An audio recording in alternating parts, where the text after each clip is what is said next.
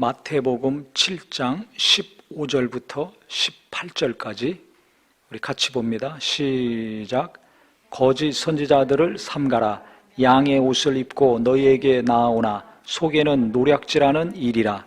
그들의 열매로 그들을 알지니 가시나무에서 포도를 또는 엉겅퀴에서 무화과나무를 따겠느냐. 이와 같이 좋은 나무마다 아름다운 열매를 맺고 못된 나무가 나쁜 열매를 맺나니 좋은 나무가 나쁜 열매를 맺을 수 없고 못된 나무가 아름다운 열매를 맺을 수 없느니라. 아멘. 네, 예수님께서 말씀을 하셨는데요, 거짓 선지자들을 삼가라 하셨습니다. 양의 옷을 입고 너에게 나오나 속에는 노략질하는 일이라 하시면서 열매로 그들을 알 수 있다 하셨습니다. 콩 심은 데 콩 나고 팥 심은 데는 팥이 나오죠. 한 것처럼 좋은 나무면은 그 열매가 좋게 맺혀진다는 것입니다. 좋은 나무, 즉 좋은 사람이면, 목사가 좋은 목사면 좋은 교인들이 나오고, 부모가 좋은 사람이면 자식들도 좋은 자식들이 나오고, 사업하는 사람들이 좋은 사람이면 좋은 제품들이 나오고, 일꾼들이 나오고, 나쁜 사람이면 나쁜 제품들이 나오죠. 불량품 갖다가 비싸게 팔았다가 이제 망하는 일이 나오는 겁니다. 무슨 일을 하든지 그 사람이 어떠냐에 따라 열매가 그대로 나오는 거죠. 오늘 이 말씀을 보면서 나는 그럼 어떤 사람인가, 어떤 나무인가, 나를 통해서는 어떤 열매가 맺혀지고 있는가. 사람이 좋지 않은데 좋은 결실을 맺을 수 없거든요. 그래서 우리가 뭔가 좋은 일을 하려고 합니다. 그러려면 내가 먼저 좋은 사람이 돼야 됩니다. 근데 내가 하나님 앞에 좋은 사람, 선한 사람, 하나님 마음에 합한 사람이 되려고 하는 노력은 좀 약한 것 같아요. 그게 더 중요한 건데, 대신에 자기를 가꾸고 온전케 하는 것보다는 내가 원하는 거, 하고 싶은 것을 하려고 고민하고 열심 내고 기도를 많이들 합니다. 그래서 저도 요새 하나님이 계속 깨닫게 하시는 것은 네가 뭐 하려고 하지 말아라. 그거 되길 원하느냐? 그러면 내가 먼저 잘 돼야 된다. 이것에 대해서 계속 말씀을 주셨습니다. 그래서 그것에 대한 구체적인 내용은 이제 오늘 주일날 이제 말씀을 나누기로 하고요. 오늘은 우리가 좋은 사람이 되려면, 좋은 열매 맺으려면 첫째 뭘 해야 될까? 복잡하게 어렵게 생각하지 마시고 그냥 가장 힘든 사람, 지금 내가 아는 사람들 중에 가장 어려운 사람들을 찾아가든지 만나든지 연락하든지 기도해 주든지 관심을 기울이는 것이 되었으면 좋겠습니다. 뭐가 좋은 겁니까? 뭐가 좋은 거예요? 사람마다 다 다르겠지만은 삶이 힘든 사람들한테 힘든 것도 그 사람들의 상태에 따라서 다르겠지만 어쨌든 작은 일인데도 그거 가지고 힘들어서 괴로워하는 사람이 있고 큰 일인데도 그거 등이 감당하면서 살아가는 사람들이 있어요. 작은 일이 어려운 사람한테 그거 가지고 힘들다고 하냐라고 할 수가 없습니다. 왜? 그 사람은 그것 때문에 힘드니까. 누가 한 말 한마디 하나 때문에 힘들고, 돈 몇 푼 때문에 힘들고, 일 조금 안 된 것 때문에 힘들고, 그건 그 사람의 상태가, 용량이 그거 가지고도 힘들 수밖에 없는 상황이기 때문에 힘들 수밖에 없어요. 오늘 어디 신방을 갔습니다. 멀리 가는데 도중에 전화가 왔습니다. 그래서 이제 뭐 고민이 있으니까 전화했겠죠. 이게 몇 마디 했습니다. 그런데 어디 가냐고, 어디 간다고. 이제 어려운 사람이니까 얘기를 좀 했어요. 한참 듣더니, 자기는 거기에 비하면 아무것도 아니라고, 배부른 고민이었다고 자기 입으로 얘기하더라고요. 자기는 괴롭고 심각해서 전화했는데 자기랑 비교할 수 없을 정도로 어려운 사람 얘기를 들으니까 나는 아무것도 아니죠. 내가 갖고 있는 문제는. 크고 무거운 짐덩어리인 줄 알고서 괴로워했는데 이게 배부른 고민이구나. 이건 아무것도 아니구나. 깨닫고서 도리어 은혜 받고 끝났습니다. 그냥 나만 생각할 때는 내 문제가 너무나 커요. 근데 주변에 잠깐 눈 옆으로만 돌리면 나보다 몇 배로 더 어려운 문제로 진짜 괴로워하는 사람들이 있거든요. 그러니까 우리가 좋은 사람이 되려면, 좋은 열매 맺으려면 어떻게 되는가? 첫 번째는 나만 생각해서는 좋은 사람이 안 된다. 이건 분명한 것 같습니다. 대부분 내가 원하는 거, 내가 하고 싶은 거 여기에만 다 몰입하고 있잖아요. 내 남편, 내 아내, 내 자식, 내 부모, 좀 신경 쓰면 내 형제, 자매, 그냥 사람도 신경 좀 쓰면 다 내 가족, 내 자식, 여기만 그냥 신경 쓰면 그 옆에 조금도 눈 돌아보지 않습니다. 이래가지고는 좋은 나무가 될 수 있을까? 좋은 열매를 계속 맺을 수 있을까? 왜 그렇습니까?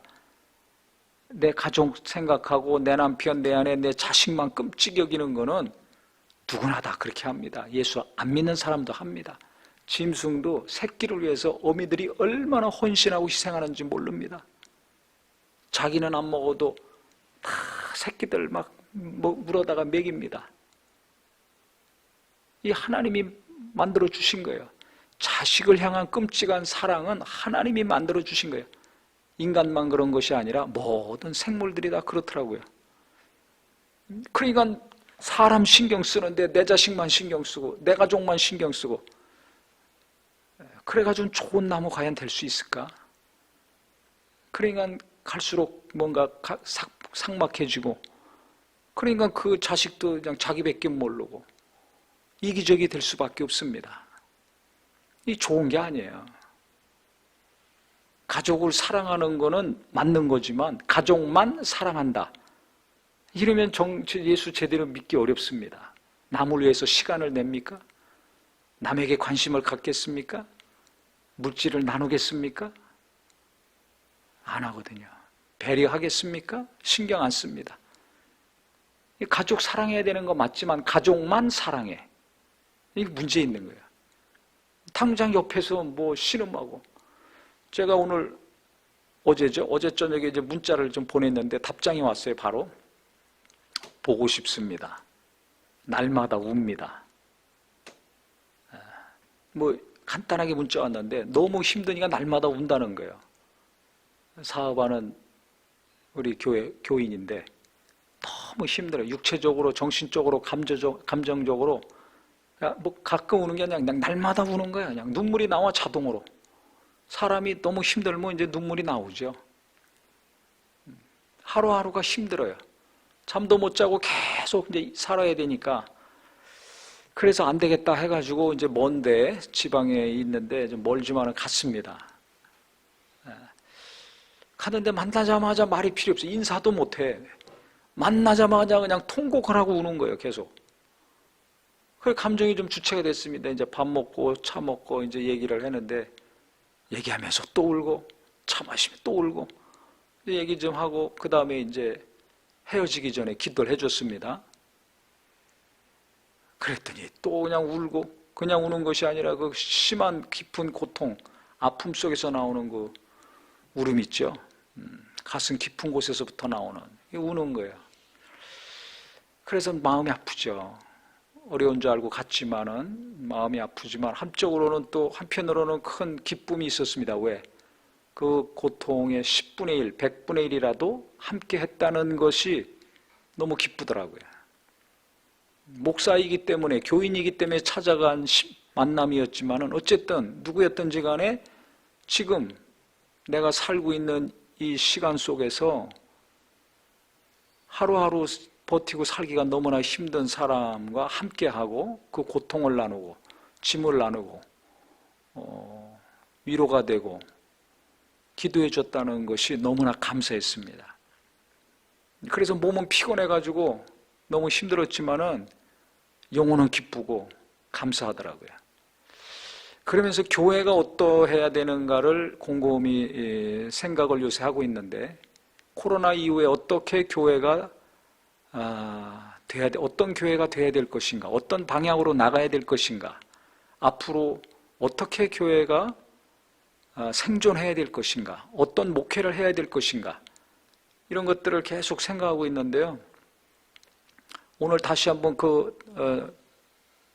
답을 좀 하나님이 주신 것 같아요. 뭐 교회가 별거 있습니까? 예수 믿는 사람들이 모인 게 교회인데 믿는 사람들이 모여서 뭐 하자는 겁니까? 예배합시다, 전도합시다, 성경 공부합시다, 교육해야 됩니다. 맞죠? 그거 맞는데 모여가지고 당장 해야 될 게 뭡니까? 예배가 뭡니까? 하나님의 사랑 받는 게 예배입니다. 모여가지고 그냥 순서 때우고 끝나는 것이 아니라 그 예배 가운데 가장 중요한 게 뭡니까? 뭐 어떤 설교를 했던, 누가 설교했던, 무슨 기도를 했건, 순서가 어떻게 됐던지, 몇 시간 예배를 했던지 하나님 만나는 게 예배 아닙니까? 하나님의 사랑을 받고 위로를 받고 일주일 동안 지치고 상한 심령들 위로받고 안식을 얻는 게 예배입니다. 그래야 창세기 보면 엿새 동안 하나님이 천지만물 창조하시고 7일째 안식하셨어요. 그건 뭐냐면 일주일 동안 열심히 일했는데 주일날만큼은 내게 와서 쉬어라. 이게 예배 가운데 이루어져야 돼요. 그러니까 진짜 예배 잘한 사람들은 안식을 얻습니다. 자기 영혼의 안식을 얻어요. 마음과 생각과 육체 안식을 얻습니다. 이게 중요한 거예요. 예배했는데 평안이 없어, 쉼이 없어. 이거 예배 제대로 못한 거예요. 도리어 더 부담이 많아. 아니면 뭐 그냥 앉았다 간 것으로 만족해. 모니터 쳐다보고 1시간 때운 것으로 만족해. 이건 제대로 된 예배가 아니라고 생각을 합니다. 하나님이 원하시는 예배는, 성령과 진리로 하는 예배는 우리에게 안식이 있습니다. 쉼이 있습니다. 그래서 교회에서 하는 모든 일에는 하나님의 평강이, 하나님의 안식이 임해야 돼요. 이게 좋은 교회고 좋은 성도라고 생각을 합니다. 이것을 잘 할 수 있는 목사가 좋은 목사라고 생각을 합니다. 그러면 어떤 열매가 맺혀지겠습니까? 그 교인들을 통해서, 교회를 통해서 위로를 받고 쉼을 얻는 사람들, 안식을 얻는 사람들이 계속 늘어나는 거죠. 세상에서는 얻을 수 없는 쉼과 평안과 안식을 예배 가운데, 만남 가운데 얻는 것입니다.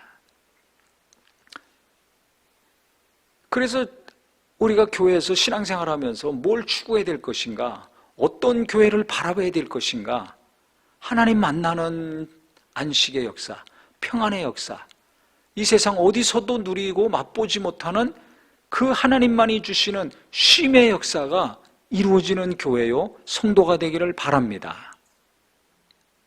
그래서 오늘 만나면서부터 울고 통곡하고 끝날 때까지 그냥 통곡한 그 친구를 보면서, 야, 교회가 진짜 중요하구나. 교회가 아니라면 누가 거기까지 만나러 가겠습니까? 어떻게 그 고통의 소리를 말할 수 있겠습니까? 자존심 때문에 말하지 않죠. 창피해서 말하지 않던지. 누가 같이 울어주겠습니까?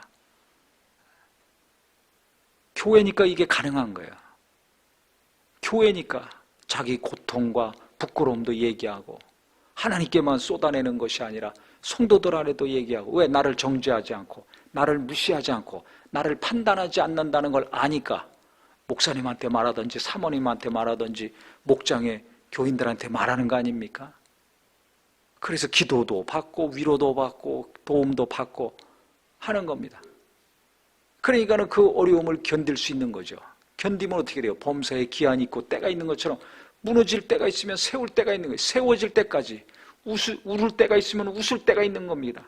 그냥 지금은 눈물이 나고 무너지고 괴롭지고 찢어지는 상황이지만 견딜 수 있는 거예요. 어떻게 견뎌요? 성도들의 위로와 하나님의 사랑과 격려를 통해서 그거 견디는 겁니다. 그러니까 예수 믿는 사람들이 예배하면서 견디는 거예요. 성도들과 위로하고 격려하고 받으면서 견디고 버티는 겁니다. 그러면 어느 날 웃고 춤추고 하나님이 세워지는 것을 보시오. 예수님이 언젠가는 오십니다. 어떻게 기다립니까? 이 세상에는 힘든 일들이 많은데 어떻게 이 믿음 유지하고 견딥니까? 예배하면서 견디고 모이고 기도하면서 견디고 말씀 듣고 깨달으면서 견디고 서로 위로하고 격려하고 봉사하고 전도하면서 견디는 겁니다. 그래서 우는 자들과 같이 울고 웃는 자들과 같이 웃으라 그랬어요. 그래서 우는 사람이 누군가, 괴로운 사람이 누군가, 나만 힘든 것 같지만 나보다 몇 배로 더 괴로운 사람이 있습니다. 나만 죽고 싶은데 진짜 막 죽고 싶은 사람들 많습니다. 말할 수도 없는 사람들이 기가 막힌 일로 고통당하는 사람들이 있습니다. 그런 사람들에게 관심을 가지고 기도라도 할 수 있는 입술이 되기를 예수 이름으로 축원합니다. 좀 힘이 되면은 격려라도 해주든지 문자라도 보내주든지 전화라도 해주든지 아니면 찾아가서 만나서 어떤 도움이라도 준다면 그 사람이 좋은 열매고 그 일을 통해서 좋은 열매들, 좋은 일들이 계속 일어날 수 있을 것입니다. 그것을 보고 배웠을 때 어떤 설교보다 어떤 부흥회나 집회보다 더 강력한 메시지를 우리가 자녀들에게도 주고 이웃들에게도 줄 수 있을 것입니다. 그래서 기도할 때 자기를 위해서 가족들을 위해서도 우리가 기도 많이 해야 되지만 그것만 기도하는 이기적인 기도가 아니라 나도 기도하고 눈물 흘리는 사람을 위해서도 기도하고 내 가족을 위해서도 기도하지만 또 고통당하고 있는 가족들을 위해서도 성도들을 위해서도 기도해서 갈수록 하나님께서 좋게 여기시고 귀하게 여기시는 성도가 되기를 예수 이름으로 축원합니다. 그와 같이 살 때 우리가 좋은 열매들을 이곳저곳에서 많이 맺혀갈 수 있을 것입니다. 그래서 내가 지금 어떤 열매를 맺고 이 땅을 떠나야 될 것인가, 어떻게 살다가 내가 마지막 주님을 만날 것인가 잘 생각하셔서 이 말씀을 듣는 우리 모든 성도님들은 우리 하나님께서 계속 좋은 열매를 주렁주렁 하나라도 더 맺게 하시는 성도가 되시기를 예수 이름으로 축원합니다. 기도하겠습니다.